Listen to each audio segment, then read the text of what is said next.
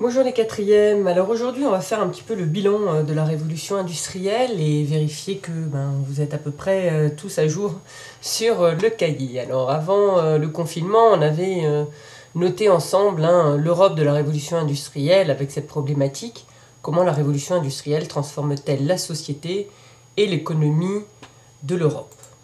Alors rappelez-vous, on avait fait un premier travail autour de la ville de Manchester qui nous avait amené à faire un petit résumé qui montrait, on n'avait peut-être pas noté tout de la même façon que ce qui s'affiche sur votre écran, mais en gros on avait vu que Manchester était une ville industrielle qui s'était spécialisée dans le coton et le textile, que du fait du développement de ces industries, l'urbanisation elle aussi s'est développée. Assez rapidement, quasiment, elle a été multipliée par 8 en un siècle, et donc la ville change sous l'effet de l'industrialisation. On avait noté les inventions qui bouleversent l'économie, et notamment que l'industrialisation qui débute en Angleterre à la fin du XVIIIe siècle, puis qui s'étend au XIXe siècle à toute l'Europe de l'Ouest, s'appuie notamment sur une nouvelle source d'énergie qui est le charbon, et sur la machine à vapeur, qui donc a été de plus en plus perfectionnée par James Watt. Donc c'est ce qu'on avait vu, je crois, avec les deux classes, avec la petite vidéo sur la machine à vapeur. Ensuite, on avait donc noté que grâce aux machines, on avait une augmentation de la production, et donc une augmentation de la production qui entraîne la baisse des prix, et un échange de marchandises qui s'accélère de plus en plus, notamment grâce à la révolution des transports. Alors, pour parler de la révolution des transports, on avait fait une petite parenthèse avec l'histoire des arts, et on avait étudié le tableau de Claude Monet sur la gare Saint-Lazare. Je ne sais pas si on l'avait fait avec les deux classes, il me semble. Bon. Et donc sur le mouvement impressionniste, avec cette définition-là d'un mouvement d'artistes qui sortent de leur atelier et qui vont peindre plutôt des sujets de société à travers des impressions, un regard lié à la lumière, des touches de peinture assez petites et un aspect un peu flou. Voilà. Alors, ensemble, on a ensuite marqué grand 2 les conséquences sociales de la révolution industrielle, ça c'est ce que vous avez commencé à faire un peu tout seul, et notamment le travail sur l'émigration européenne avec l'exemple de l'émigration italienne. Donc vous avez dû noter tout ce paragraphe-là sur l'émigration européenne, avant ou après d'ailleurs, c'est pas grave, avoir fait le TP sur l'émigration italienne et d'avoir vu le petit extrait du Parrain où on voit le Parrain Corleone est arrivé pour la première fois sur le continent américain en passant au pied de la Statue de la Liberté, mais en étant mis en quarantaine sur l'île d'Ellis Island.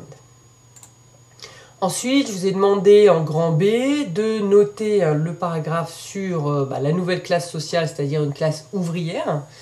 Une classe ouvrière, et vous avez dû faire l'étude de documents sur cette classe ouvrière, notamment ce que je vous avais donné, les extraits de Zola, à travers son livre Germinal, où on voyait que la vie des ouvriers, et notamment des mineurs, est extrêmement difficile, que pour faire face à cela, ils se rassemblent en syndicats. Je vous demande d'ailleurs de bien marquer en rouge la définition d'un syndicat.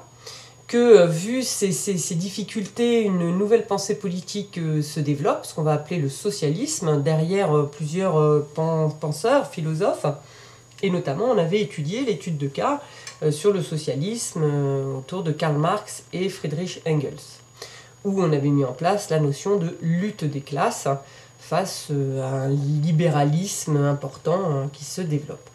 Alors ça on l'a pas fait, le printemps des peuples, on le verra quand on travaillera sur l'aspect politique du 19e siècle. Je vous avais demandé aussi de faire ce petit schéma qui résumait la lutte des classes selon Karl Marx. Enfin, hier, vous avez dû terminer et noter donc, cette dernière partie sur la bourgeoisie, puisque quand on parle de la révolution industrielle, on parle forcément du développement de la bourgeoisie. Une bourgeoisie qui regroupe des patrons d'usines, des grands marchands, des hommes d'affaires, et puis d'autres, des médecins, des scientifiques, des ingénieurs, etc.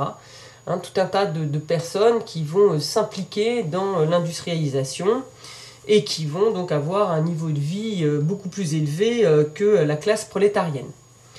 ces bourgeois vivent selon des codes très précis, et notamment autour de la notion du luxe, des endroits où il faut être vu, comme les grands cafés, les grands magasins qui commencent à apparaître, etc. Donc vous vérifiez bien que vous avez tous pris en note le cours. Et pour vous aider à réviser cette thématique, vous pouvez aller voir les pages 104 et 105, notamment ce tableau que je trouve intéressant si vous voulez le faire, dans lequel vous pouvez faire une espèce de récapitulatif des thématiques du cours sur le 19e siècle, avec les idées principales, les notions clés et le vocabulaire, et puis les personnages éventuellement sur lesquels on s'est arrêté, ainsi que les repères géographiques. Voilà.